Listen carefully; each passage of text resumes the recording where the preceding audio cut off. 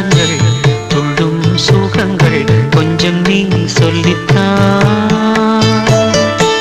சொர்க்கத்தில் இருந்து யாரோ எழுதும் காதல் கடிதம் என்றுதான் வந்தது.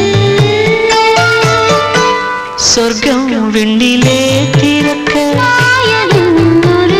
நாயகி ஒருத்தி தேன்மழை பொழிய பூவுடல் நனைய காமனின் சபையில் காதலின் சுவையில் பாடிடும் கவிதை சுகம்தான். சங்கீத ஸ்வரங்கள்